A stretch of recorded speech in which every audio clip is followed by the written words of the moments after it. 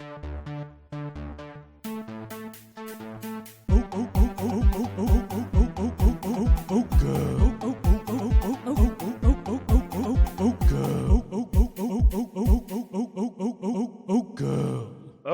girl, it's your boy Cutest, and we're back for the final of our little spin-off season 1 of GURL Talk, and I have my regular co-host Jim Blenny Glenn. How you doing? Hello, I am fabulous. Fabulous. How are you? I'm fabulous enough. It's been a long weekend of house hunting this weekend for me, but otherwise all good. I'm just a bit tired, so we'll fight through that. It's worth it. Especially because we've got a very lovely guest who people may know under a different name previously, but now goes by Cubb. How you doing?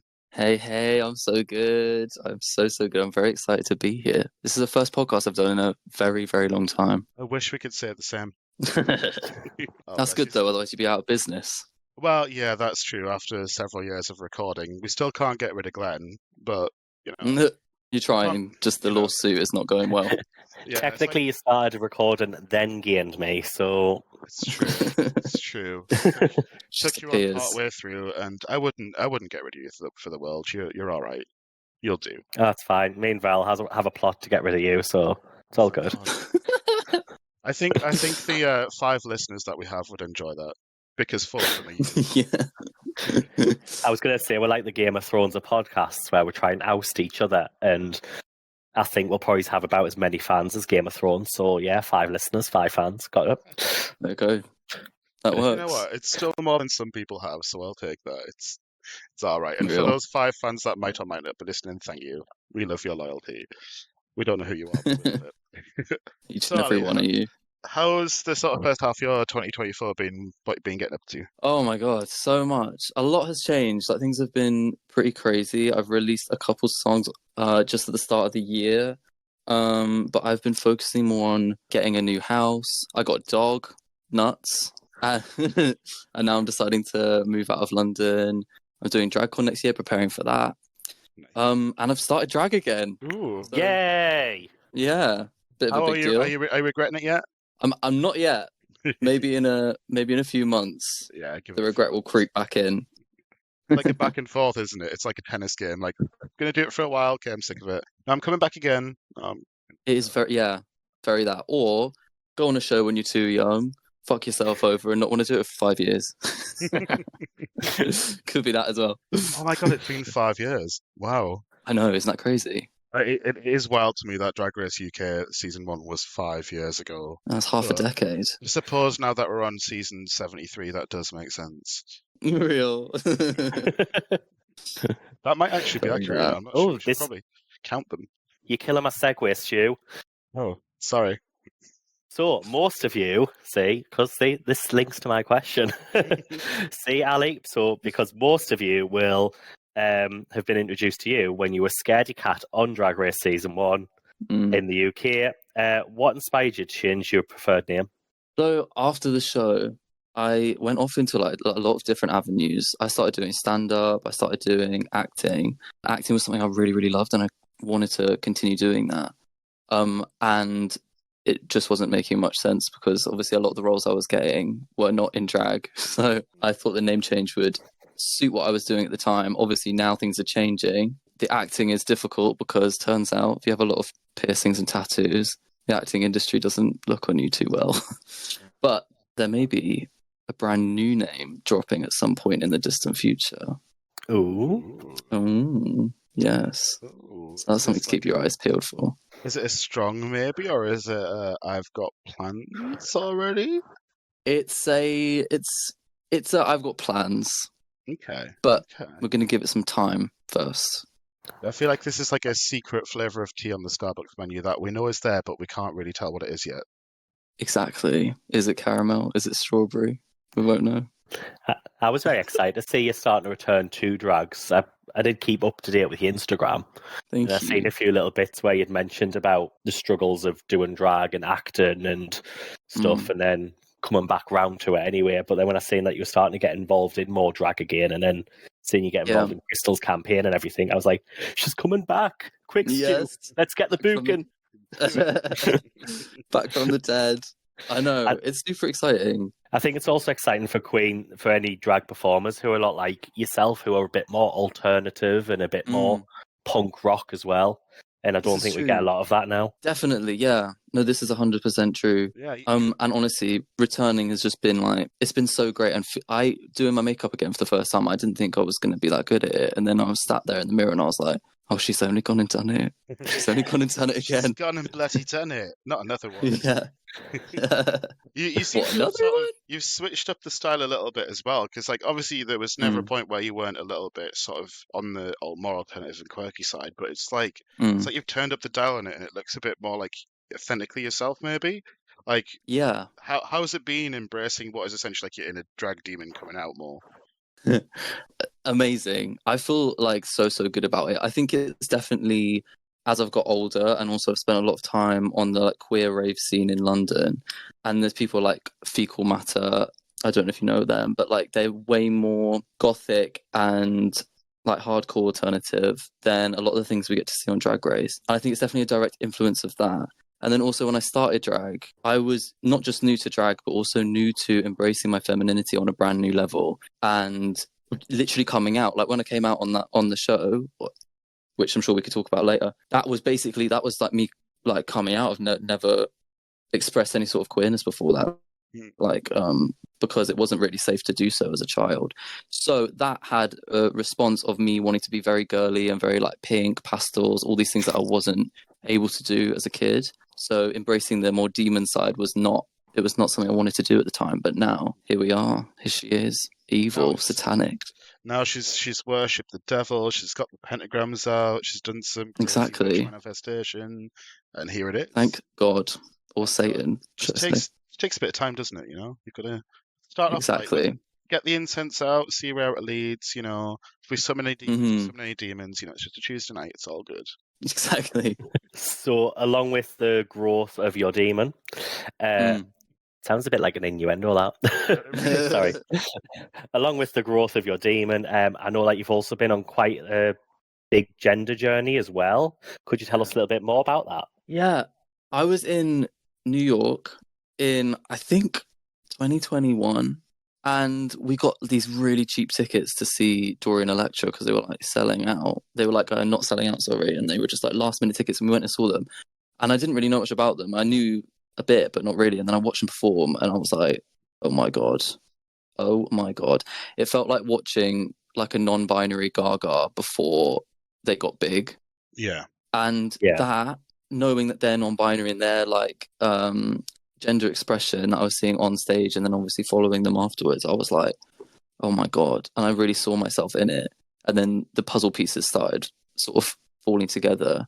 And then I realized I was non-binary or gender fluid, that kind of thing. It just made sense. Like looking back at my childhood and all the things that I did and like the things I liked, the things I disliked, it just was like, oh my God.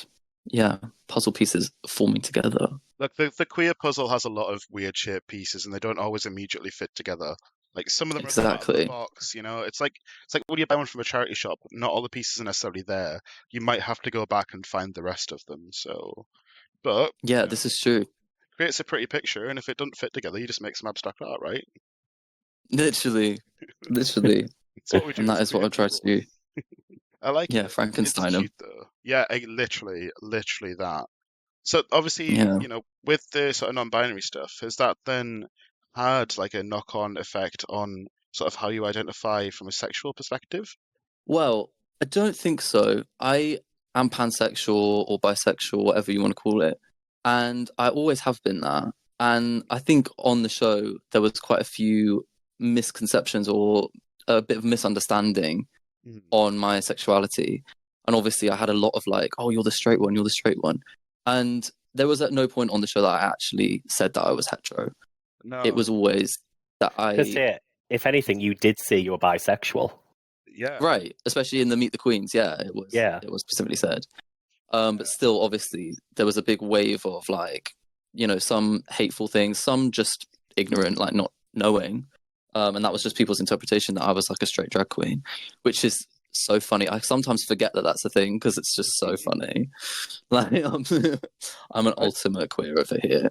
I don't see why they would be bothered by it though, because like even if you were a fully straight like drag queen, so what? Like maybe we need that as well, you know? Totally. No, this is true. But I guess obviously people feel very protective over their community, and they, they're like, don't do something that like a gay man or a queer person does. Like, you have everything, so you don't deserve that. I think that's where they were coming from. The biphobia is inexcusable, obviously, and just being like, "Oh, you're actually gay, you're not bi, don't be ridiculous." That's just pure ignorance at that point. Yeah, it's like some days, yes, I feel more that inclined, but there's always going to be the other side of you in there, isn't there? Like, you don't just stop Exactly. because you get a girlfriend, Yeah, a boyfriend, or like a non-binary partner. Like, mm. especially a non-binary, can you imagine being like, oh, you're definitely gay or straight now? It's like, well, my partner's non-binary, so how do you, Yeah, what do you consider? Like, that is literally the most definite pansexual moment you could have. Like, literally. I but know it was a bit it's nuts. I didn't massively see it coming for some reason, but again, I guess it's like I was quite young, so there was a lot of things I yeah. didn't see coming. That's fair, but as long as you wipe it off afterwards, that's most important, isn't it? Yes, that's what we're doing now. Is there any advice you'd offer to somebody who's going on their own gender or sexual identity journey? I think just give it time.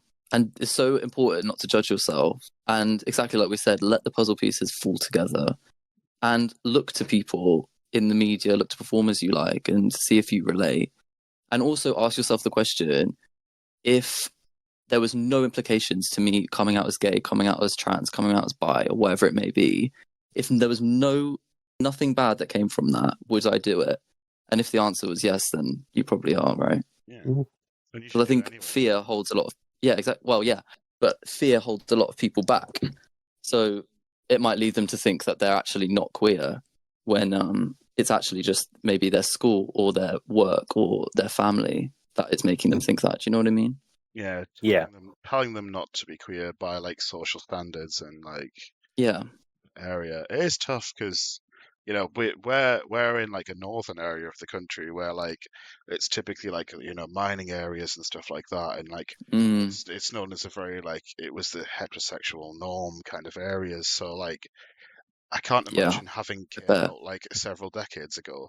Even Can you when I came imagine? out, it was like still a bit of a do I dare? Like I held back. Like I didn't come out until I was in like my early 20s, even though I'd known Right. since I was probably like I don't know 10 or something.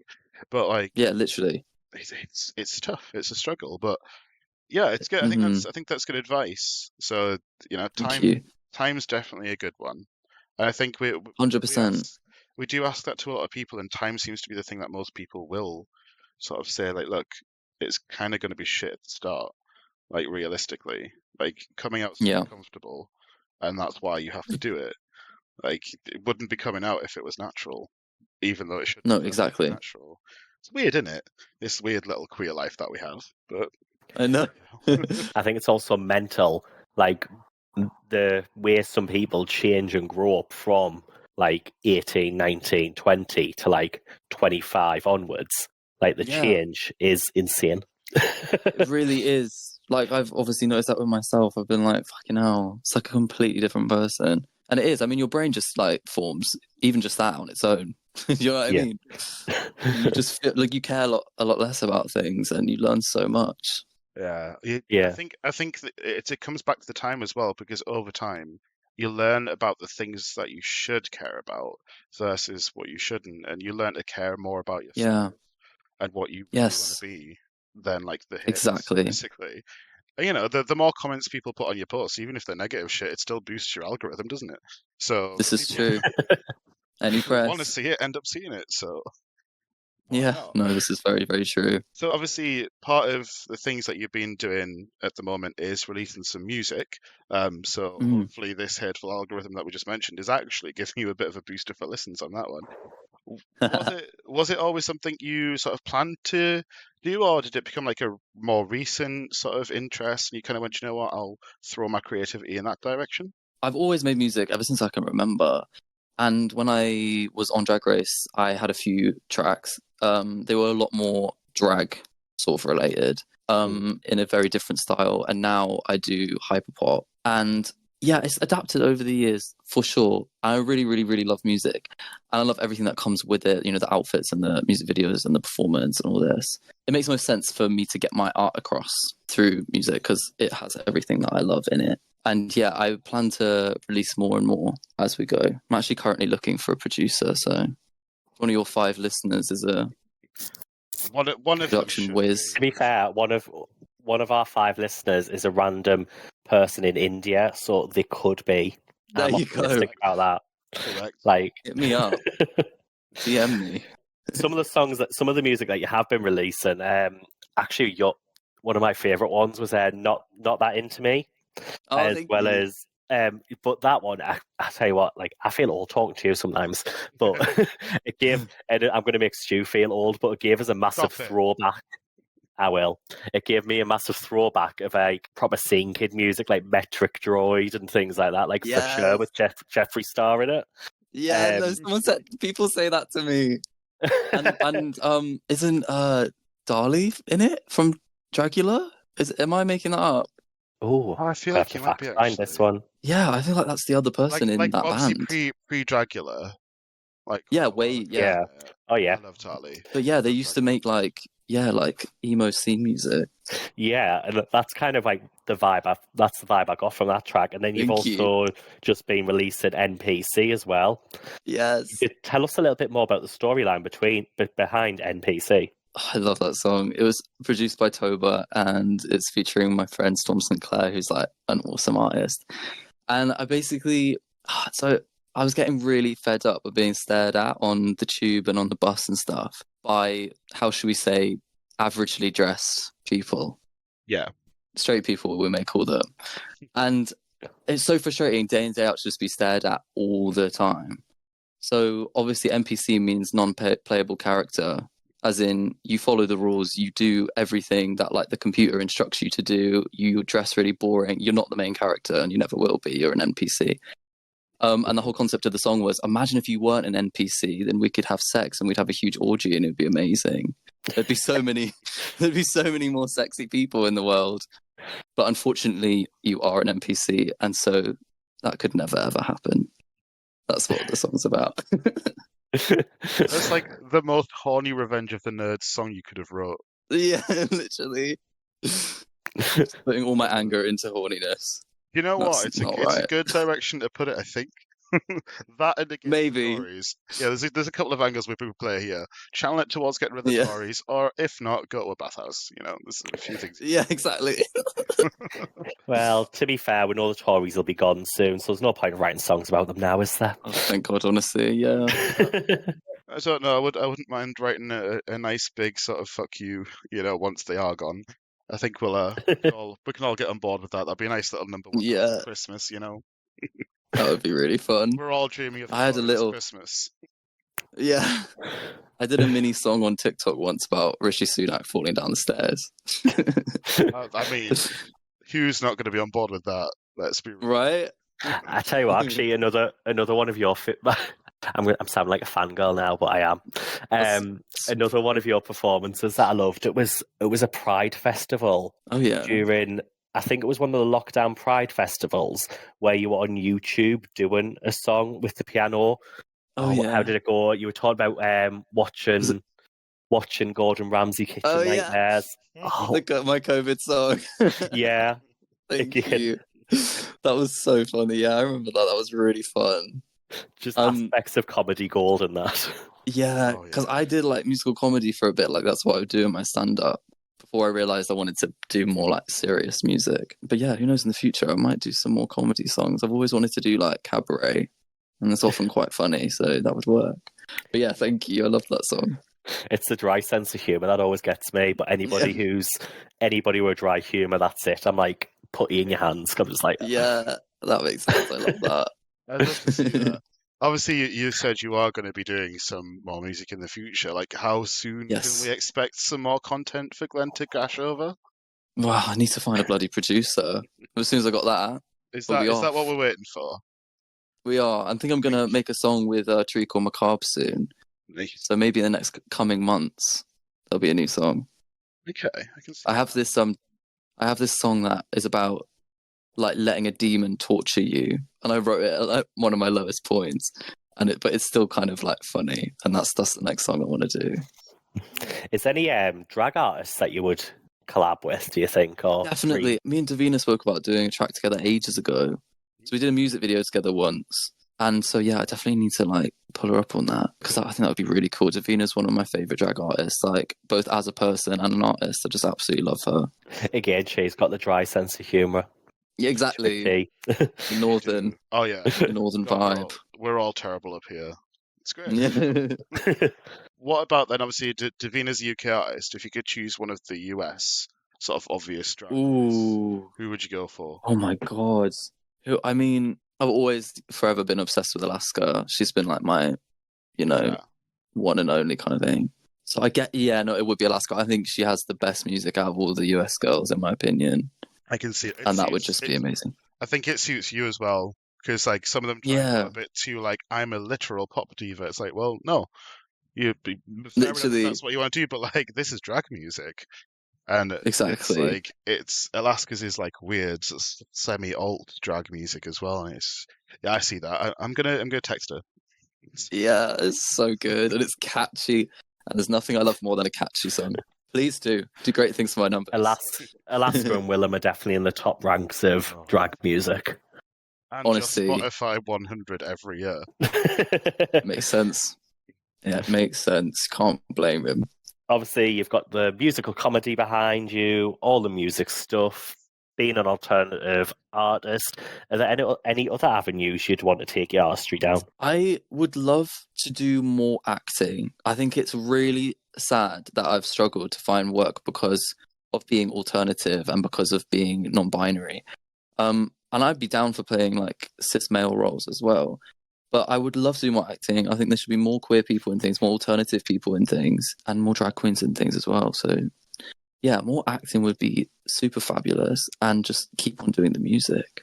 But yeah, I'm just loving getting back to it. Get them crystals out, girl. Exactly. I mean, you already know Crystal. You've just done a campaign with one, so manifest. This is true. This is true.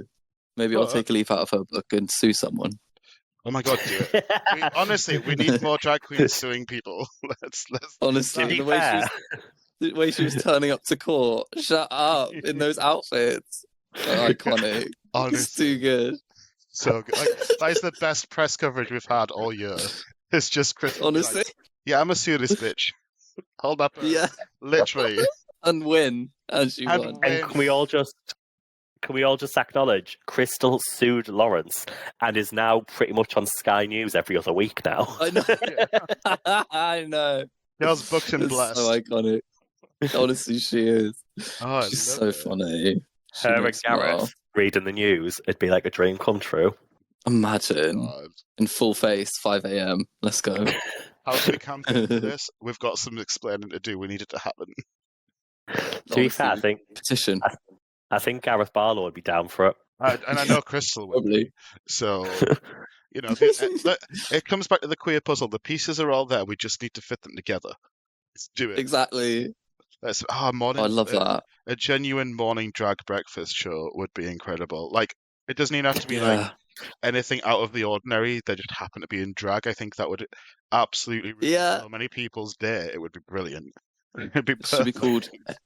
They should call it "Hey Babes." Whenever you see Crystal or you call her, she goes, "Hey Babes, hey babes."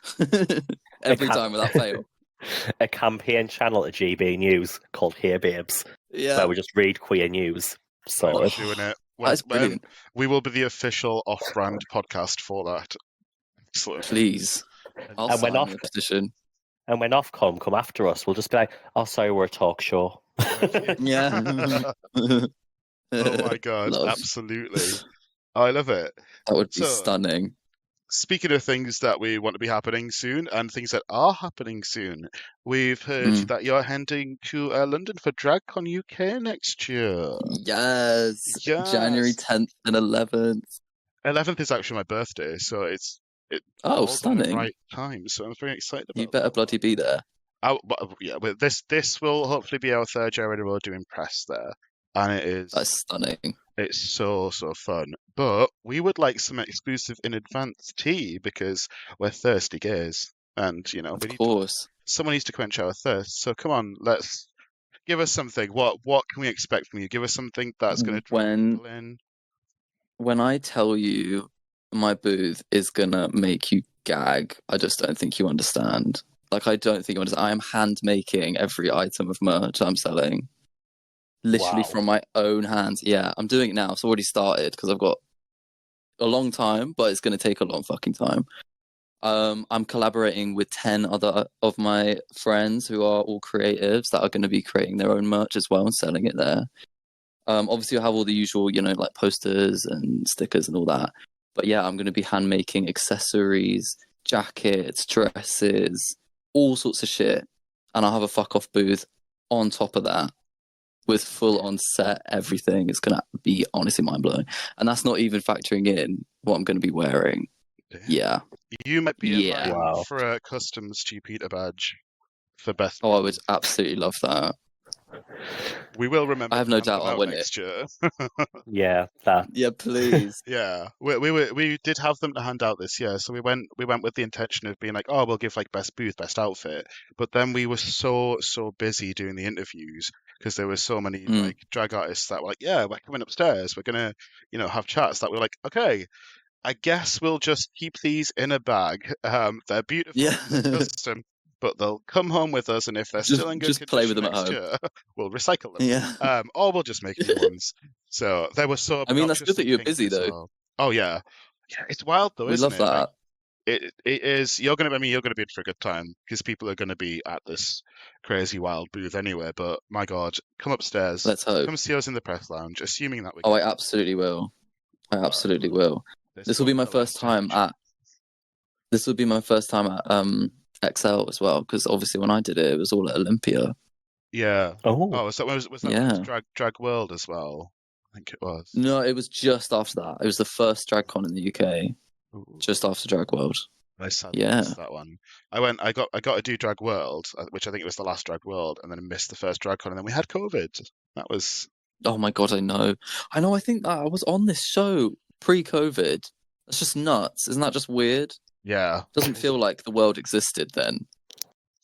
But look at us now. We're still alive. Fit and healthy. Mm, COVID free. COVID-free, definitely. Alive, still, yes. Thriving. Hanging and on, amazing. maybe. Yeah. Hanging on for dear queer life. Love. So when you do attend DragCon, apart from Hamd and Davina to get onto this track, are there any other performers that you're looking forward to seeing? At DragCon, I don't know who's going yet, but it is nuts. It is nuts. Every time I'm around everyone, I do feel like I'm at DragCon, even if I'm not at DragCon. Do you know what I mean? Because I'm like, Yeah. I just feel like a fan of the show. And I'm stood there, and I'm like, oh my God, it's Bianca. Bianca was next to me last time I went. And she Wow. just popped into my booth at one point when we were setting up. She was like, oh, can I borrow some scissors? And I'm like, yeah, I guess so. I think I'd try. I know it's Bianca nuts. Del It is Rio? nuts. Yeah, Bianca Del Rio, yeah. Shut up, that's mental. She was next. It's nuts, isn't it? We went and then we got out for dinner. We spent. Morgan McMichaels was like the nicest person to me. So kind. I was hanging out with like Angina. Juju B is one of the hands down nicest people.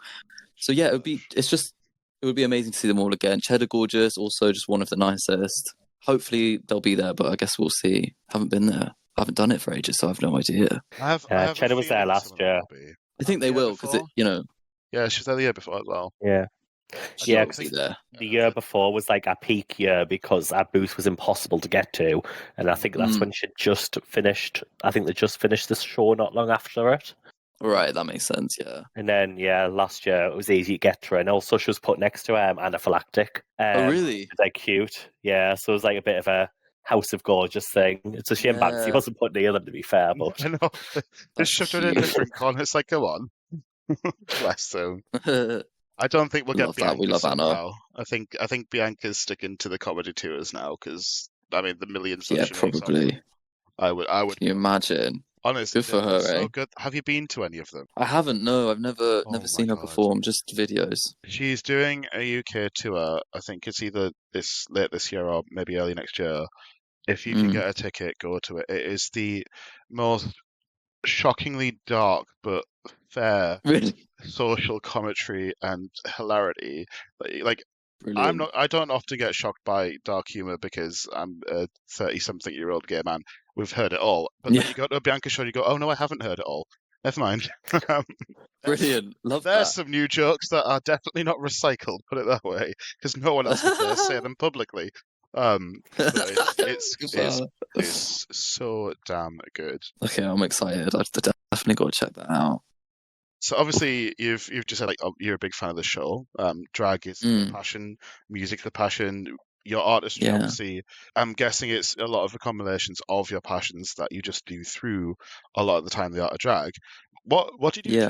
Jill? What are just your day-to-day passions that they're not to be put in the public eye as much? Like what sort of do you do to pass the time, if you have any between Or everything else?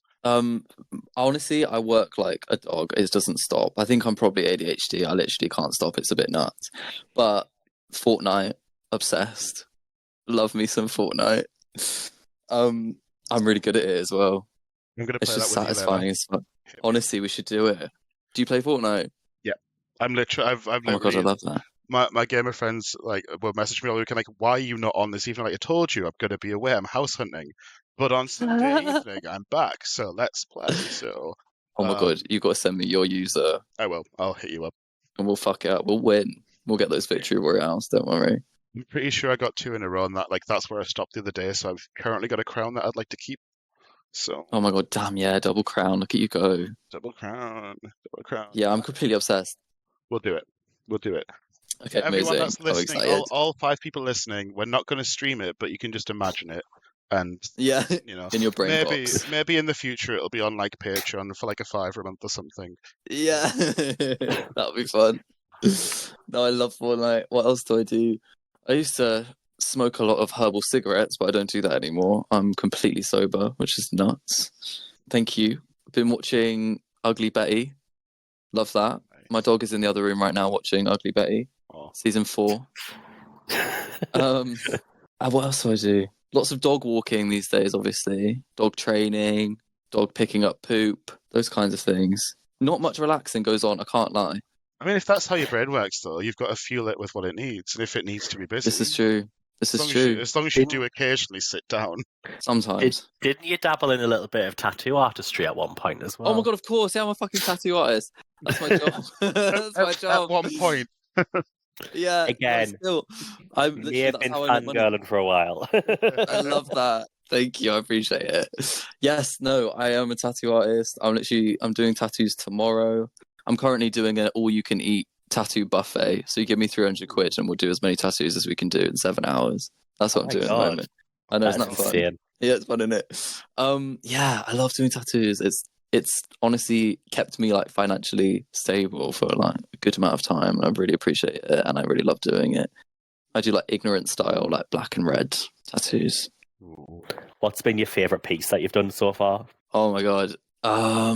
There's so many, honestly. I do these little like punky gay guardian angels, and people really like them, and they're so cute and fun to do. I've done like lots of different versions of them. Yeah, they're super sweet. I also love doing like human teeth. It's always a good one. It's just an iconic look. Oh, I did someone's head. Oh my god, that was the best one. And honestly, it's so good. Can you imagine World of Wonder's reaction if you turned up one year, you were like, I'm doing a tattoo booth? I thought about it. Oh my I thought about God. asking them. That I would be- honestly could do that. I would like Yeah. that. That'd be so cool. Like, oh yeah, got Wouldn't tattooed that be by a nuts? Drag Race icon. Like, okay. Yeah. Why Honestly, not? like 1 year, like next year, I could do that as the theme. Oh my god, imagine. You'd need to, the insurance would have to be like, really good. I was going to say, yeah, like, the insurance would be insane, but I think equally, imagine the queue. Yeah, literally, you'd have to just do little ones. Whack them out. That would be really cool, though. I would love that.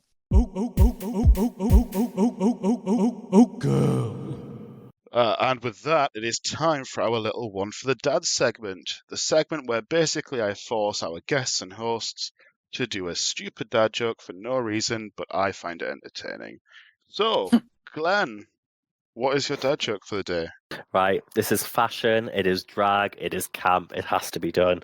What kind of shoes do frogs wear? Don't know. Open-toed. Ah, No. there it Oh is. no. There it is. Okay, fair enough. Okay, Ali, can you do, I guess, better, I think, than that? Honestly, probably not. What do French people call the internet? Go on. Wi-Fi. That's just sad, isn't it? No, I mean, it fits the category of dad joke, though, so Yeah, it's it's on brand. painful. Why'd you do this? I honestly don't know. I started it one episode and didn't stop. We'll see what happens next Brilliant. season. Okay. Do mum Mine. jokes? Oh my god, yes. Yeah. Well, there we go. That's sorted. So mine's more sexual humor. So what do boobs and toys Ooh. have in common? Don't know. They're both Not originally sure. made for kids, but daddies end up playing with them. That was the best one. That's the best one. I think you've won Well this one, Stu. Yeah, nice I one. will. Are you happy now? I'll take my victory in the final episode of the season. That's, everyone remembers the last episode most. This is true. Victory Royale. Victory, right there we Just go. do. I've got the crown and I'm keeping it until next season. So I think that wraps up our wonderful segment of One for the Dads. Good do. Ali, what are your plans for the rest of the year? Rest of the year, more drag, more shoots, more music, taking care of my dog, taking care of myself, and finishing my therapy. Sounds good. good. Good tick list to me. Can I Pretty write fun, some of those right? down for myself, actually? Do it. Oh, I'm also moving to Brighton. Oh yes, move. There we go. Gonna become one of the Brighton queers. Exactly. Me and Joe Black will go at it. Oh my god, do it. Put it on OnlyFans. And Anubis. Oh my god, Anubis. Oh yeah, of course. Yes. The three of you could start like a coven. We Or a cult. could. Oh my god. That would be so good. That would be, wouldn't it? We need that. I'll pitch the idea. Let's manifest that to the world. I like that. I So love that obviously as well. we've mentioned quite a lot of things in this podcast, from your music to going to DragCon to manifesting Yes. this now new little coven.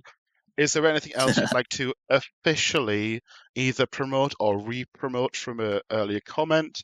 Just this is where you sell yourself, basically. Give people the promotion. So if you're not following me on Instagram, my user is Ali Cubb. I'm always posting content on there, so check that out.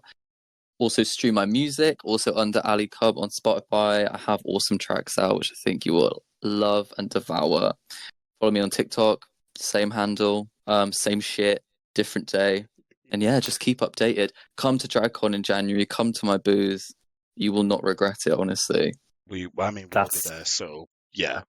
Follow Stunning. us. Just we'll show everyone where to go. We'll put directions, some big signs like that way, as if they won't be able to Love spot that. you. I mean, from the sounds of it, they're not going to be able to miss the booth. What about Very you, Glenn? excited. Anything to throw into the wind? Oh, I don't know. I don't think I've got any major plans now. I'm just I'm going to continue my little sewing passion. So please follow that Sew Glenn on Instagram, because I'm going to grow it, and I'm waiting for my logo to come out where I can then start selling my dog bandanas.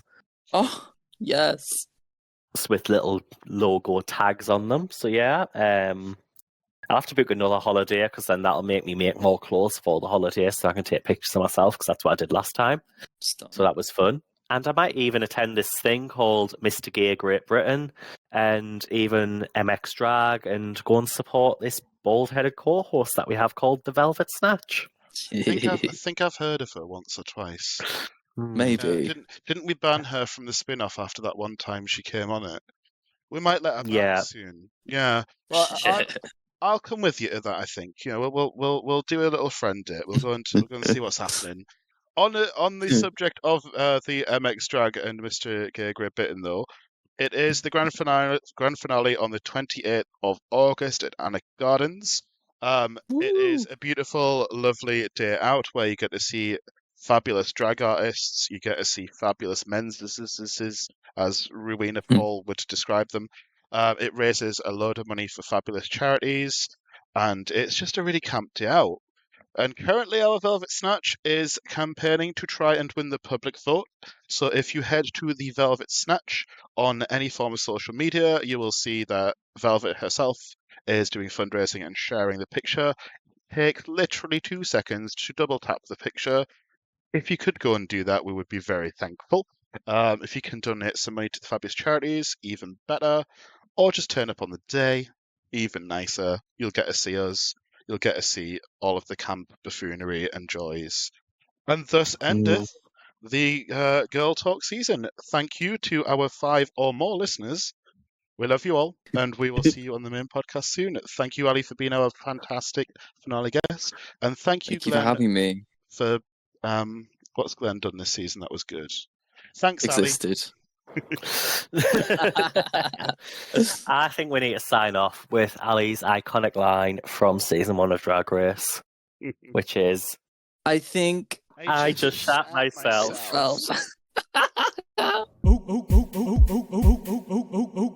Oh, girl.